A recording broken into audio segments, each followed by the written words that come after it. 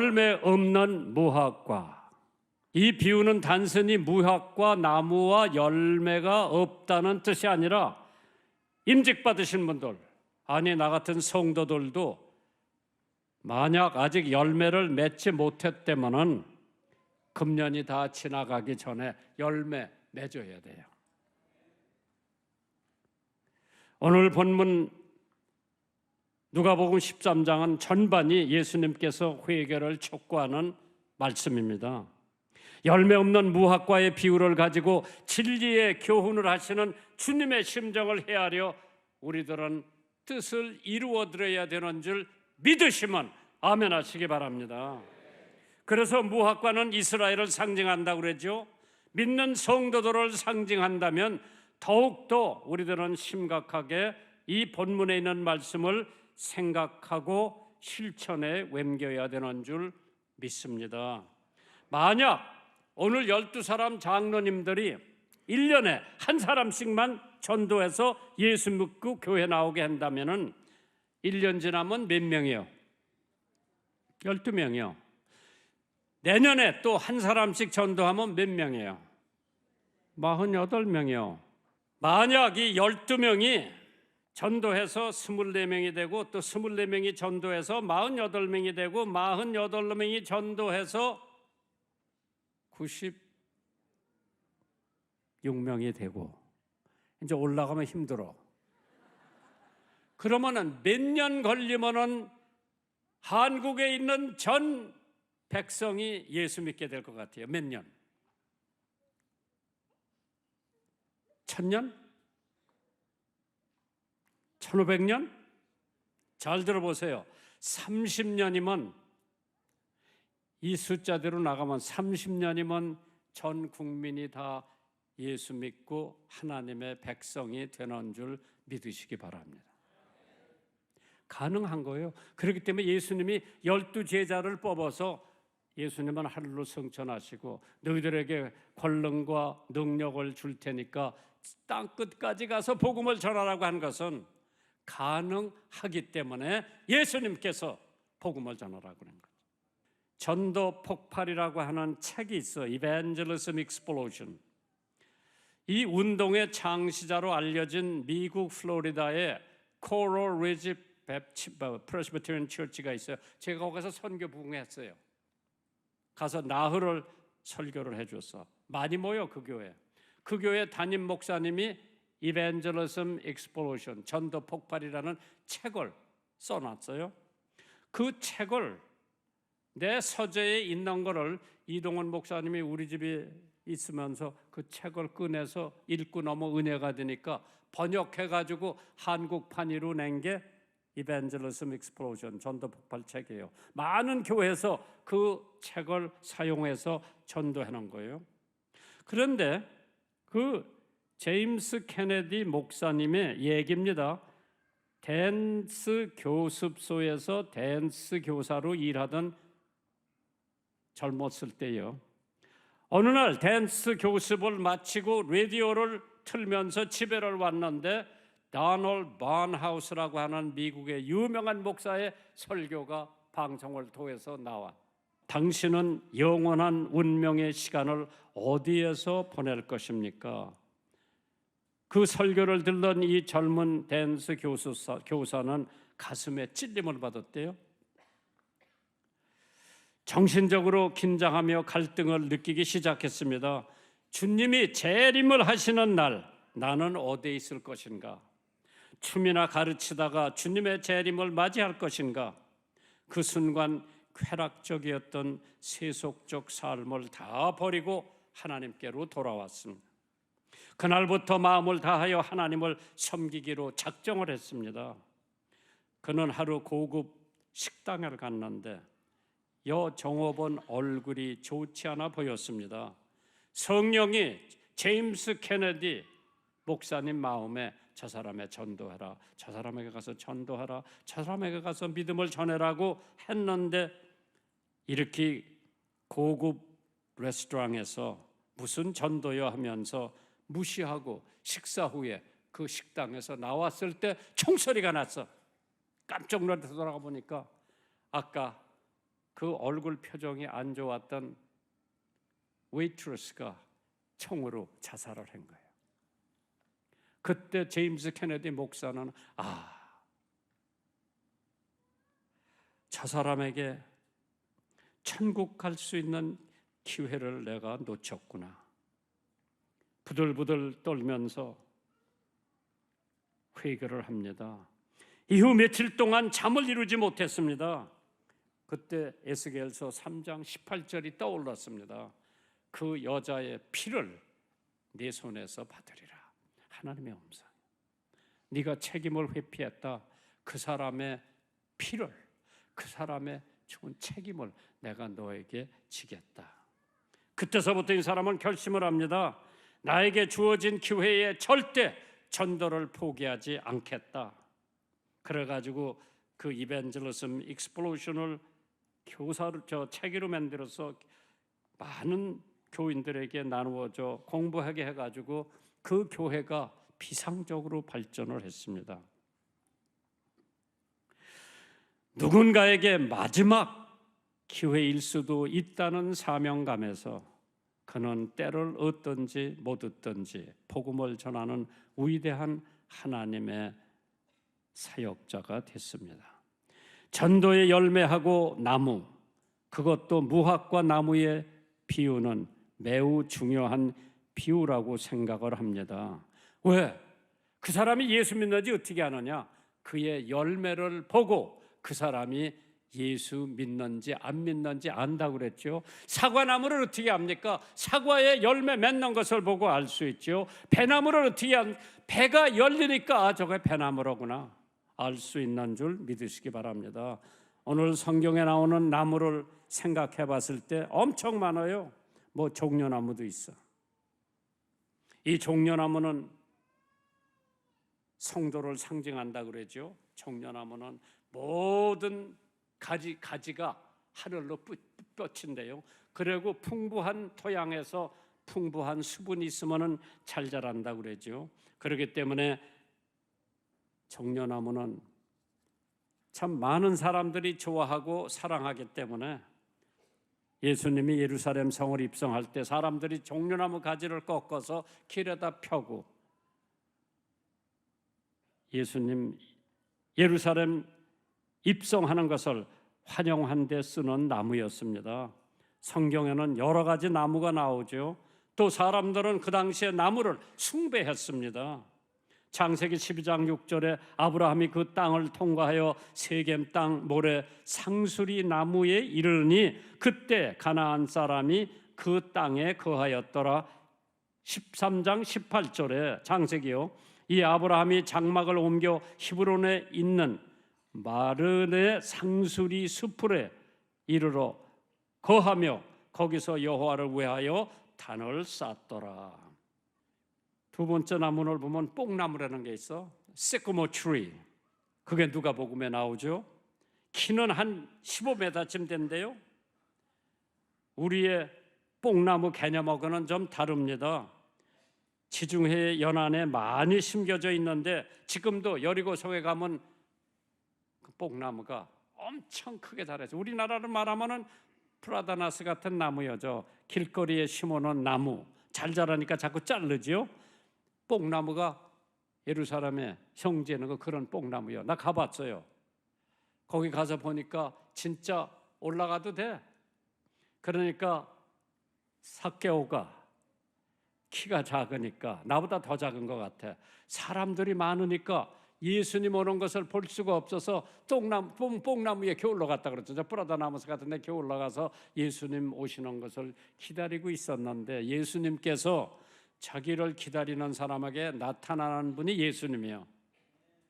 다른 군중들 다 제쳐놓고 뽕나무를 향해서 삭개오야 내려오너라. 급하게 내려와서 예수님 내가 네 것을 토색한 일이 있으면 4배를 갚는다고 회개하고 거기서 그가 예수 믿고 자기 온 집안이 예수 믿고 세례를 받았다고 하는 얘기가 누가복음에 나오고 있습니다. 뽕나무.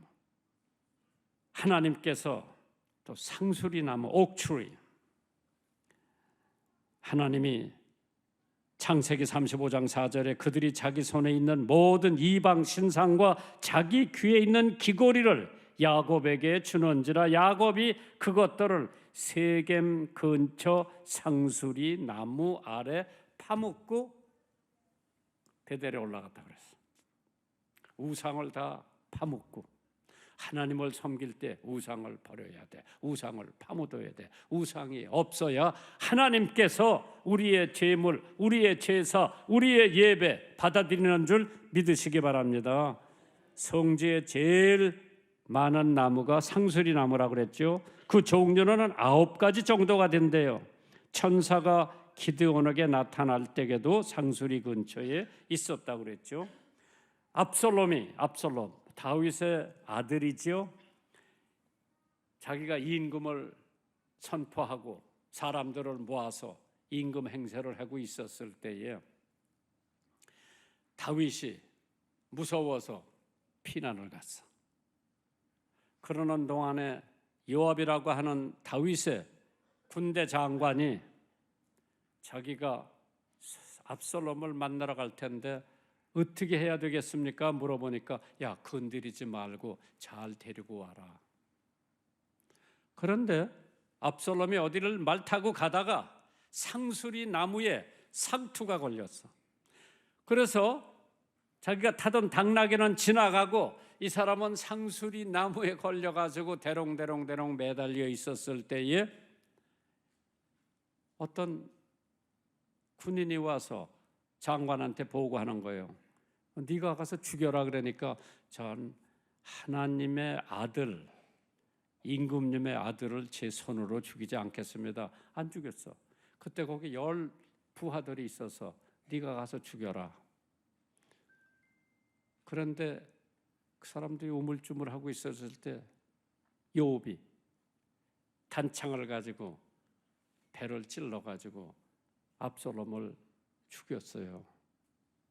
그게 보고가 다윗 왕의 귀에 들어가자 다윗이 잘 됐다고 그러지 않고 대성통곡을 했다고 그래서 압살롬 내 아들 압살롬아, 내가 너를 위해서 내 생명을 내줄 수도 있는데, 통곡을 했을 때 요압이 아니 왕의 원수를 저렇게 하고 왕을 죽도록 섬기는 신복들은 뭡니까?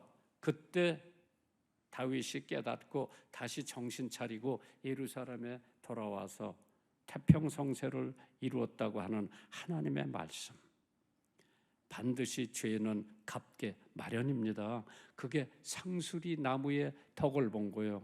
말 타고 지나가다가 당나귀 타고 지나가다가 그 상투 머리가 걸려가지고 나귀는 그냥 지나가고 압살롬만 상수리 나무 가지에 대롱대롱 매달려 있었던 것을 우리는 사사기 6장에 찾아보면 나와요. 또 사무엘하 18장에 그 얘기가 나오고 기드온이라고 하는 사람이 상수리 나무 아래 있을 때에 하나님께서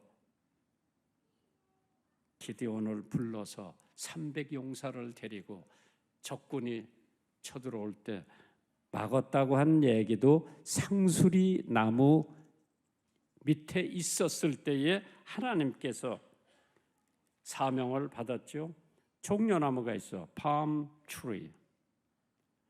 출애굽기 15장 27절에 그들이 엘리엠에 이르니 거기 물샘 12과 종려 70주가 있었다고 그랬어요. 종려나무가 번영과 미를 상징하지요.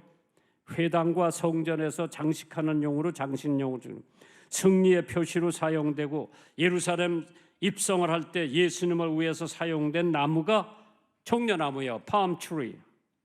그래서 요한복음 12장 13절에 보면 종려나무 가지를 가지고 맞으러 나가 외치되 호산나 찬송하리로다 주의 이름으로 오시느니 곧 이스라엘 왕이시다. 그래서 장례식 때도 무덤에 장신용으로 쓰는 게 종려나무라고 했습니다. 네 번째로 오늘 말씀드리려고 하는 무화과 팩트리. 무화과 열매들 잡숴보셨을 거예요. 맛있어요. 그러나 무화과는 꽃이 없어. 열매만 맺어. 참 신기한 나무요.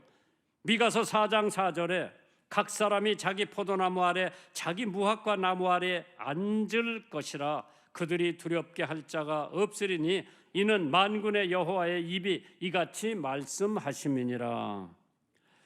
그래서 전 지역에 무화과, 팩추리가 있지요. 그래서 성지에 가본 사람들은 그게 익을 때에 먹으면 아주 맛있는데 과수원에 따로 있는 것이 아니라 과수원 모퉁이에 여러 그루가 심겨져 있지요. 여름이면 잎이 무성해 희숙져도 됩니다. 7m 내지 8m 크기입니다. 주님이 저주하신 적도 있어요. 마태복음 21장 제자들을 데리고 어디 가시다가 무성한 무화과를 봤죠. 야, 저기 가서 무화과 열매가 있나 없나 뒤져봐라. 가보니까 없어. 예수님이 그 무화과 나무를 저주하시고 가셨어. 돌아오다 보니까 그 나무가 다 말라 죽었어. 주님 말씀 한마디에 생명이 사느냐 죽느냐 있는 줄 믿으시기 바랍니다. 그 무화과, 나다니엘도 무화과 아래 있을 때 예수님이 그를 봤다고 그랬고, 이스라엘을 상징하는 나무기 때문에 귀한 나무죠. 이 외에도 성경에 생명나무, 로뎀나무, 아카시아, 백향목 여러 가지 나무가 있습니다. 무화과 나무의 비유란 과일나무입니다. 그래서 우리는 그 나무의 그늘도 아니고 관상수도 아니고 뗄나무도 아니고 열매를 얻기 위해서 심어놓은 나무가 무화과 나무인데, 오늘 그 나무가 열매를 맺지 못하면은 말라 죽든지 불에 타라고 던질 수가 있는데, 그래서 성경에 보면은 너희가 과실을 많이 맺으면 내 아버지께서 영광을 받으실 것이요 너희가 내 제자가 되리라. 오늘 임직받은 장로님들, 권사님들, 여러분들의 만약 지성명령이 있다면 지상명령, 헌금 사명, 봉사 사명, 사랑 사명, 교육 사명, 무엇보다도 가장 중요한 것은 전도 사명인 것을 믿으시기 바랍니다. 마가복음 16장 15절에 또 가라사대 너희는 온 천하에 다니며 만민에게 복음을 전하라고 했어. 사실 나는 임과를 다녀봐서 조금 알아요. 나무 전목하는 것도 배워봤어. 보통 튼튼한 나무에다가 전목을 해야 되는데, 그러나 우리 나무는 연약한 나무요. 거기다 예수님을 접목하면 온갖 열매를 맺을 수 있는 줄 믿으시기 바랍니다. 하나님께서 우리같이 천한 사람 예수님에게 접목만 되면은 사과도 열고 배도 열고 감도 열고 다 열매를 맺을 수 있는 줄 믿으시기를 주님의 이름으로 축원합니다. 하나님께서 누구를 만나느냐, 누구하고 접목이 돼 있느냐가 우리 인생의 가장 중요한 것은 나하고 예수님하고 접목이 돼야 돼. 그럼 그 나무는 튼튼해지고 때가 되면 열매를 맺어서 많은 사람들이 그 열매를 선호할 겁니다. 그런데 여기 주인은 예수님이에요. 나오는 예화에 누가복음 13장 7절에 과수원지기에게 이르되 주인이 내가 3년을 와서 이 무화과 나무의 실과를 구하되 얻지 못하니 찍어버리라. 어찌 땅만 버리겠느냐. 내가 주인이라도 나도 그렇게 얘기할 거예요. 이 주인 마찬가지요. 그때 주님 인내를 우리가 볼 수가 있죠. 그 농부의 인내를 찾아볼 수가 있어요. 전도는 그냥 1시간 내에 되는 것이 아닙니다. 어떤 이발사가 이발하러 온 사람이 하나 있는데 면도하러 지금 칼을 갈고 있더라. 그 가죽 속대에다 칼을 쓱쓱 갈고 있으면서 선생님 예수 믿고 천당 가기를 원합니까? 안 믿고 지옥 가기를 원합니까? 지금 전도를 그렇게 하는데 이 사람 미쳤나 보다. 이 면도 칼로 목 한번 싹 자르면 난 가는 거예요. 그 사람 면도도 안 하고 도망갔어. 아니 지금 이걸 하면서 예수 믿고 천당 갈래요? 예수 안 믿고 지옥 갈래요? 이거 하니까 아우 저 칼로 자기를 죽일 줄 알고 무서워서 면도하다 말고 도망을 갔어. 잘 생각해 보세요. 기회는 한 번. 장로 되는 기회도 한 번이요. 권사 되는 기회도 한 번이요. 이걸 내가 어떻게 하나님 앞에 영광을 돌릴 것인가? 전도하다가 포기하지 마세요. 3년간 왓츠반은 열매를 맺지 못해. 그러나 은혜라는 게 있어. 참았어요. 찍어버려라. 목적을 달성 못하면 버려라. 결단을 내리라고 그랬어요. 잘라버려라. 결단. 우리는 일상생활에서 맨날 결단을 해야 돼. 오늘 뭐 입고 나갈까? 오늘 점심 뭐 먹을까? 결단을 해야 돼요. 존 F 케네디 35대 대통령이 당선돼서 얼마 안 돼요. 아이젠하워를 찾아갔어요. 대통령직을 수행하는 것은 뛰어난 정치력이 있어야 되는데 그게 매우 어려운 일이었기 때문에 조언을 구하러 케네디 대통령이 아이젠하워 대통령을 찾아갔어. 아이젠하워 대통령이 한마디밖에 안 해. 국정을 잘 하려면은 여러 가지가 있지만은 대통령의 임무는 한 가지다. 결단. decision, 결단.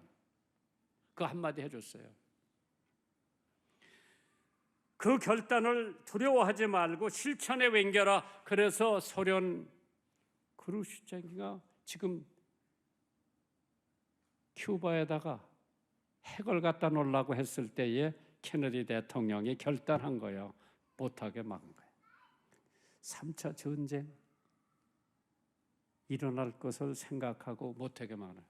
소련이 큐바에 핵을 못 갖다 놨어. 그게 케네디의 결단이에요. 농부의 간청 대답하여 가로되 주인이여 금년에도 그대로 두소서 내가 두루 파고 거름을 주리이다. 은혜를 더 간청했습니다. 금년 노아 홍수 때도 하나님께서 120년을 지원해 주셨죠. 아브라함 소돔과 고모라 저주할 때도 지원을 해 주셨어요. 재림의 지연도 다 회개하기를 원하시기 때문에 지금 재림이 지연되고 있지 않은가? 마태복음 7장 7절에 구하라 그리하면 너에게 주실 것이요 찾으라 그리하면 찾을 것이요 문을 두드리라 그리하면 열릴 것이라고 했습니다. 두루 파고 걸음을 준다고 그랬어요. 전도에는 투자가 필요합니다. 시간 투자, 물질 투자, 정력 투자, 전도에는 기도의 투자가 반드시 있어야 됩니다. 기도 없는 전도는 열매를 맺지 못합니다. 욥기 5장 8절에 나 같으면 하나님께 구하고 내 일을 하나님께 의탁하리라. 두루 파고 걸음을 주는 일은 사람이 할 수 있는 일이지만은 때를 따라 비를 주시고 때를 따라 태양을 주실 때 이건 하나님의 소관이에요. 어떤 청년 신학생이 종교 개혁자 마틴 루터를 찾아와서 어느 때 기도하는 것이 제일 좋습니까? 물어봤어. 마틴 루터가 항상 기도하라. 쉬지 말고 기도하라. 기도하는 때가 따로 없어. 항상 기도하라. 쉬지 말고 기도하라. 러시아의 톨스토이 문호죠. 기도에 대하여 이런 간증을 한 적이 있습니다. 나는 17살 때까지 어머니의 영향을 받아서 열심히 기도했다.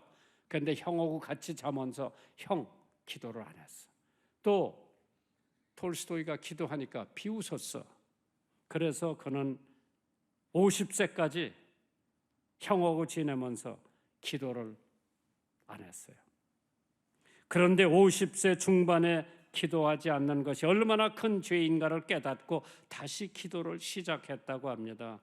그런 깔에게 위대한 작품을 쓸 수가 있지 않았나 생각을 했다고 합니다. 기도, 전도의 가장 핵심은 우리의 믿음.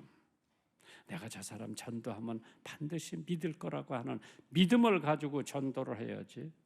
믿음이 하나님을 움직일 수 있고 보좌를 움직일 수 있는 줄 믿으시기를 주님의 이름으로 축원합니다.